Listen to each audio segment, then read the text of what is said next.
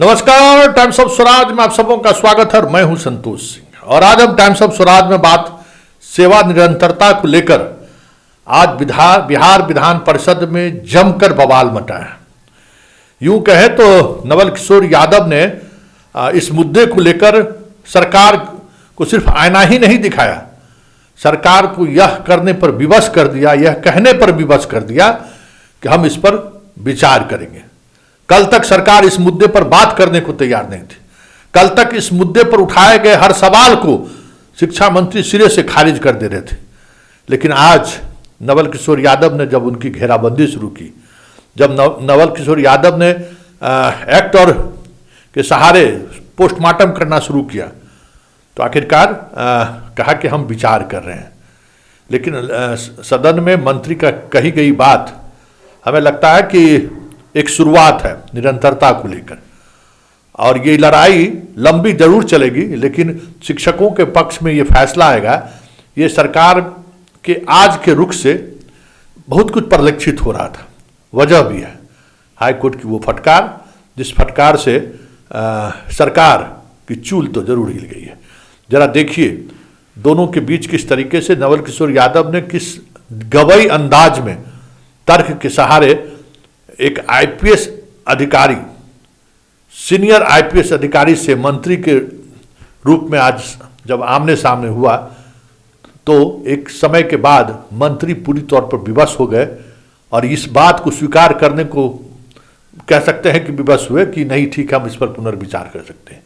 लेकिन ये पहली जीत है, इससे खुश होने की जरूरत नहीं है, क्योंकि निरंतरता तभी आपको मिलेगा जब पूरे निरंतरता के सहारे निरंतरता बनी रहनी चाहिए इस आंदोलन का। और ये आपके होने या नहीं होने की लड़ाई है, ये बात समझ लीजिए, आपके वजूद की लड़ाई है। और ये लड़ाई तभी आप जीत सकते हैं जब आपके आंदोलन में आपने जहां जहां जिस फ्रंट पर आवाज उठाई है, उस फ्रंट पर आप निरंतरता के साथ डटे रहें। वैसे नवल यादव जी को बहुत बहुत धन्यवाद। हमारे उस मुद्दों को काफ़ी प्रमुखता से, जो हमारी उनके बीच बातचीत लगातार हो रही थी, इस मुद्दे को हम लोगों ने टाइम्स ऑफ स्वराज के माध्यम से ये मुद्दा उठाया भी था।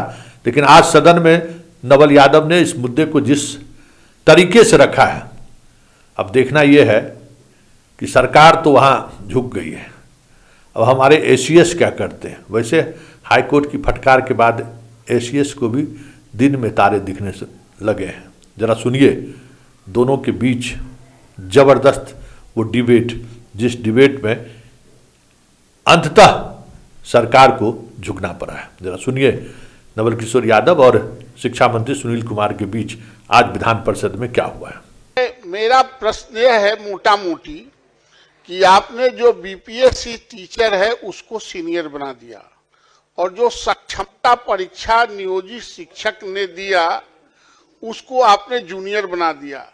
तो जो सक्षमता परीक्षा दिया है वो 15 साल, 10 साल, 17 साल, 18 साल तक लगातार वो कार्य करता रहा शिक्षण संस्थानों में, और उसके 15 साल, 18 साल के निरंतरता आप नहीं जोड़ेंगे तो वह डिमोरलाइज फील करते हैं। और दुनिया में कहीं ऐसा नहीं है कि एक ही काम में हम लगे रहे हों और हमको वो वरीयता का लाभ नहीं मिले।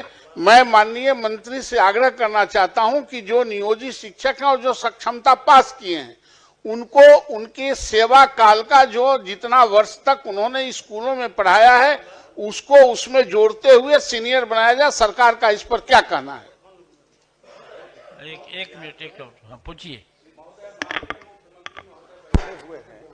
हम लोग सभी जानते हैं यहाँ तीन लोकतांत्रिक ढांचे में तीन तरह की सरकार है, केंद्र सरकार, राज्य सरकार और लोकल गवर्नमेंट, स्थानीय स्वशासन की सरकार। और उसके तहत माननीय मुख्यमंत्री जी ने उस समय नियोजन इकाई के द्वारा नियुक्ति करवाया। जो माननीय सदस्य का सवाल है वह इसलिए भी अनिवार्य है और अपरिहार्य है कि उन्हीं शिक्षकों के अनुभव के आधार पर सरकारी विद्यालयों में प्रधानाध्यापक के रूप में नियुक्ति की गई, प्रधान अध्यापक के रूप में नियुक्ति की गई, शिक्षण प्रशिक्षण महाविद्यालय में व्याख्याता के रूप में नियुक्ति की गई। उसमें आप उनका अनुभव मान रहे हैं। राज्य सेवा संवर्ग के भी कोई अगर भारतीय प्रशासनिक सेवा में जाते हैं तो वो सरकार स्टेट टू सेंटर होता है, सेंटर टू सेंटर होता है, तो लोकल गवर्नमेंट टू स्टेट क्यों नहीं हो सकता है? इतने दिन की सेवा, वो भी नियमित सेवा। मुख्यमंत्री महोदय ने पहले वो ठेके पर थे नियुक्त, कॉन्ट्रैक्ट पर, और मुख्यमंत्री महोदय ने 60 वर्ष की सेवा उनकी भी की जितनी सरकारी कर्मियों की, सरकारी शिक्षकों की सेवा थी।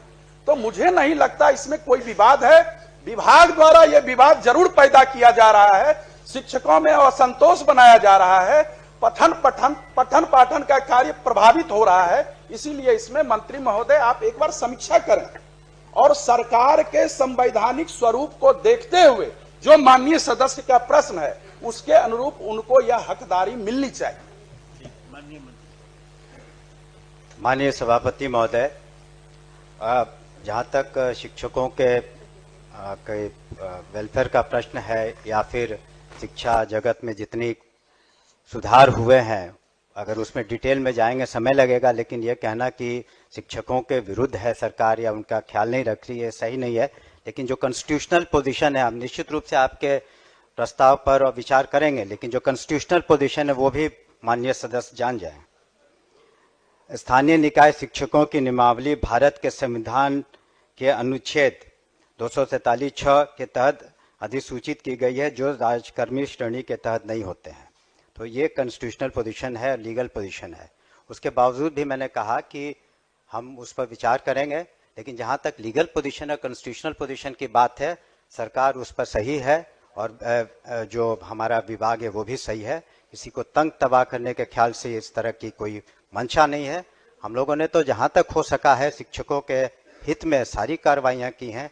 अभी आप देख ही रहे हैं, जो नियुक्तियाँ हों या उनके अन्य जो भी उनके हित के कार्य थे, 2 लाख करीब 50,000 से ज़्यादा जो शिक्षक थे वो तो पास कर चुके हैं सक्षमता परीक्षा में और वो राजकर्मी का दर्जा पा रहे हैं।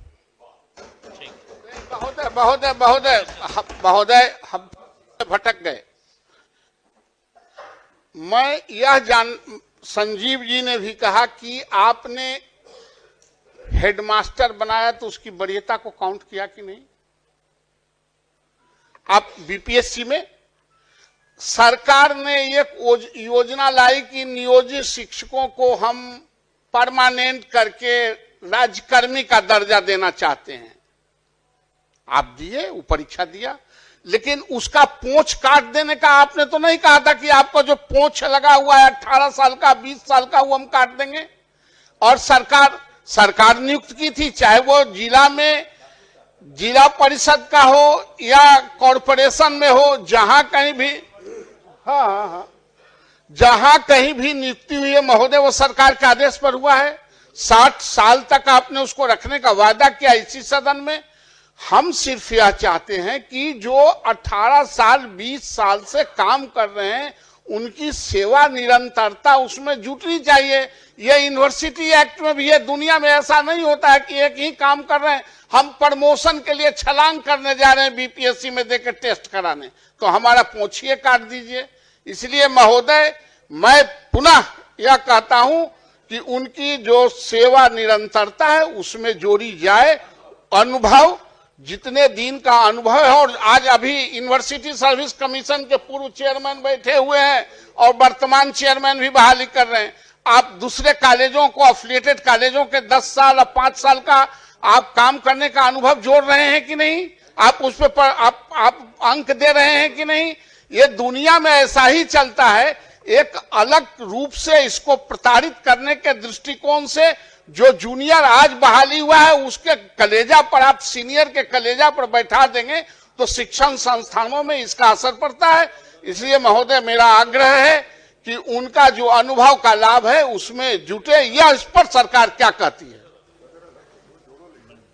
सभापति महोदय, प्रताड़ना की तो बात मेरे समझ के परे है और शायद इस सदन के समझ के भी परे है। शिक्षकों को जहां तक सुविधा दी जा रही है, एक चीज माननीय सदस्य भी बताना चाहेंगे, चूंकि उन्होंने लीगल प्रोविजन की बात की और हमने भी किया, तो क्या जो सक्षमता पास करने के पहले जब वो जो शिक्षक थे जिसे नगर निकायों ने या पंचायती राज व्यवस्था के अधीन उन्हें नियुक्ति दी गई, उन्हें टेम्परेरी स्तर पर या कॉन्ट्रैक्चुअल पर, तो वो हकदार नहीं थे न्यू पेंशन पॉलिसी के उस वक्त जब आप वहाँ पर जब आपकी नियुक्ति थी या आपको जब पंचायती राज व्यवस्था के तहत आपको शिक्षक के रूप में रखा गया, तो उस वक्त आप तो न्यू पॉलिसी स्कीम के एनपीएस के तहत पेंशन स्कीम के हकदार नहीं थे।